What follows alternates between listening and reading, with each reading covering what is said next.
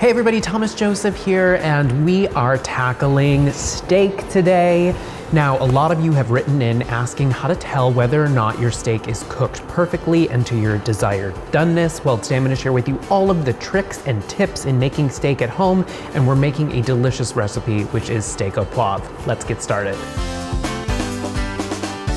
So to get started with this recipe in particular, I'm going to start with the seasonings. And steak au poivre, it's very, very simple, you guys. It really relies on poivre, which is pepper. So I have some black peppercorns here, nothing special. You can get these in the grocery store. But one thing we want to do is we want to coarsely kind of grind them. It's called the butcher's grind. You can sometimes find this in your spice aisle at your supermarket or a specialty market, but I like to do it at home because I feel like you really get a great amount of flavor and spice that comes out of crushing your own peppercorn. So I'm using a meat mallet today to do this. Use the flat side of your meat mallet, not necessarily the textured side. This one here, which is used to break up the muscle fibers in meats. So the flat side, and just coarsely crush your black peppercorns. And crushing them by hand provides a good amount of texture, which will be really delicious in the end.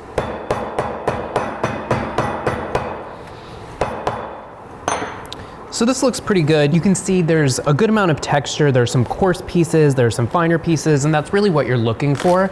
I'm gonna just put this in a bowl and add some salt. And this is the seasoning. Here it is. This is it.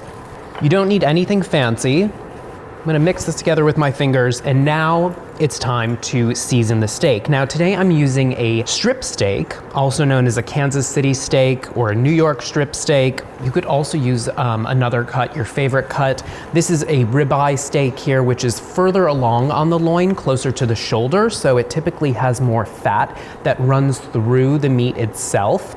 It's actually my preferred steak because I like extra fat. Now, before we season up with our peppercorn mixture, I'm gonna take a little bit of vegetable oil. You wanna use either a canola oil here, a safflower oil, grapeseed oil, any of those neutral oils that can go up to a really high temperature, and just lightly coat the meat in the vegetable oil before sprinkling with the peppercorn salt blend. And you wanna be pretty generous here. Again, this is the only seasoning that we're using on the steak itself, and it's really thick. This is about 1.5 inches in thickness, so you can be pretty liberal with your seasoning because, again, you need to season all of the meat, about 1 pound in total. So all of the sides.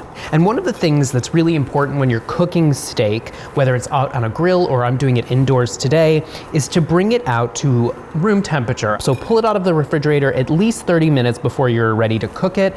And what this will do is will help to promote even cooking. You won't get what we like to call in the test kitchen the bullseye effect, and that's where the inside of the steak or the meat that you're cooking is really red and rare, but the outside is gray and oftentimes stringy. Now I have a cast iron skillet here. This is about 10 inches. And I'm gonna take a little bit of that vegetable oil and put it in the base of the pan. Now this has been preheating over medium-high heat for about 3 to 4 minutes.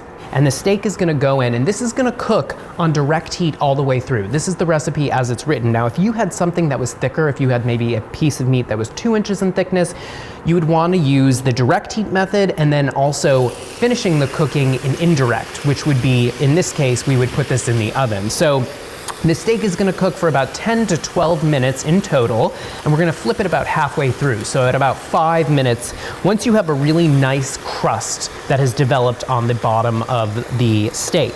So it's been about 5 minutes and our steak has developed a seriously nice crust to it. Look at how beautiful that is. So now it's time to flip the steak, and it's gonna cook for another 5 minutes on this next side. Now, while that's cooking, I'm gonna prep the ingredients for a wonderful pan sauce that's really kind of traditional with a steak au poivre, and that is a shallot, cognac, and cream sauce. So I have one small shallot here that I'm just gonna peel, and I'm gonna finely mince the shallot. Now, if you didn't have shallot on hand, you could certainly use regular onion. I actually like maybe even a sweet onion here in this application. I think that would be really nice. If you were a fan of garlic, you could certainly use garlic here as well. It's really up to you. I just like to cut them in half and then as you would an onion, you just want to glide your knife down, creating, you know, almost matchsticks that are kind of bonded here to the end of the shallot, the root end. And then you're gonna go kind of crosswise into nice fine pieces. And repeat the process. All right, guys, so we've been cooking the steak on the bottom for about 5 minutes, and then within the last 2 minutes, I'm really just searing the fat cap, the edge of the steak, where there's that nice kind of wrapping of really tasty fat. And you just want to do that for 1 to 2 minutes. And now we're looking for an internal temperature. So for a steak like this, I like to serve it medium rare, and that's anywhere between 125 degrees to 130 degrees. And the way that you check the temperature is by inserting a digital thermometer in the center of the steak, and it should climb up to about 125 degrees. So now I'm gonna pull the steak off the heat. I'm gonna turn the heat off now, but I'm gonna put this on a plate, and I'm going to loosely cover this with some tin foil, and I'm gonna allow the steak to rest for about 15 minutes. Be generous here. You don't wanna carve this up or cut it up right off the heat, otherwise all of the juices that are in this steak are gonna kind of come right out, and you'll end up with something that's dry in the end. So loosely tent it with some aluminum foil. You don't want to curl the foil under the plate, because what that's gonna do is it's gonna encourage steam to build up, and all of that wonderful crust that you've created in this high heat pan is gonna get nice and soggy. Now in this pan, I'm gonna add the shallots to it now. You could wipe this out if you wanted to, but I really want all of those wonderful bits of peppercorn, those toasted black peppercorn pieces, because that's gonna add really great flavor to our sauce in the end. Take a wooden spoon, stir this around. I'm gonna enrich the pan juices that are here and a little bit of the fat with some butter. So this is 2 tablespoons of unsalted butter. And I'm gonna turn the heat on, a medium heat, and just cook the shallots until they're nice and translucent and tender. So the shallots look nice and tender, and this is really fragrant.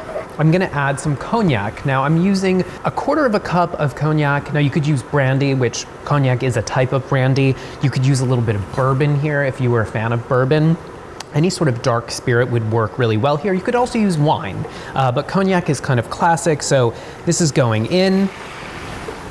I'm gonna turn the heat up a little bit, and I wanna reduce this down. I wanna get rid of kind of that harsh alcohol flavor and really leave the delicious sweetness from the cognac.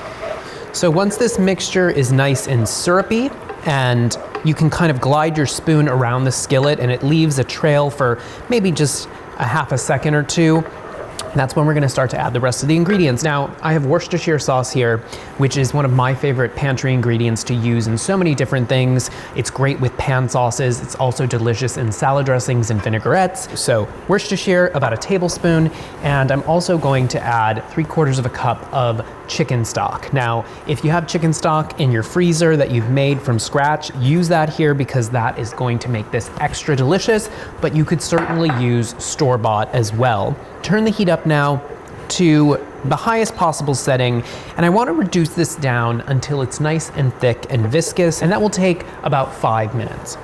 All right, the sauce here, it looks amazing. It smells even better. Now, one ingredient that I'm not adding today, but you certainly could do this at home, is some green peppercorns. It's a traditional kind of addition to the sauce of steak au poivre, and it adds a nice brininess to the sauce. To this mixture, I'm gonna add 2 tablespoons of heavy cream, and heavy cream here is just gonna enrich the sauce even further. Stir this together, and I'm just gonna turn off the heat here and let this sit. And now it's time to carve the strip steak. So this has been resting for about 10 minutes.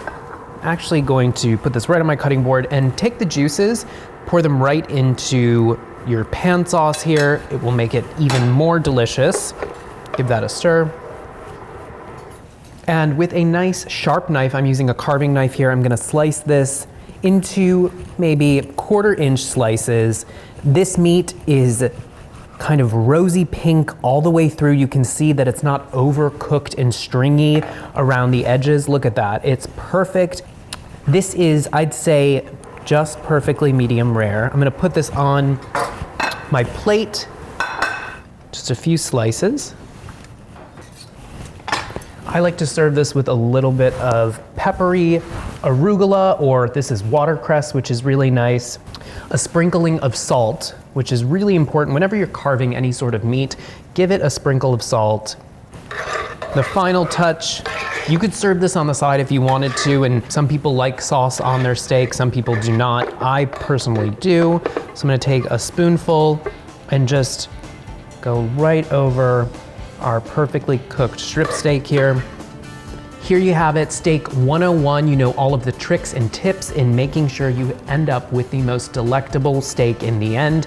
As always, if you have any kitchen conundrums, please reach out to us using the hashtag Kitchen Conundrums. We love to hear from you. Enjoy.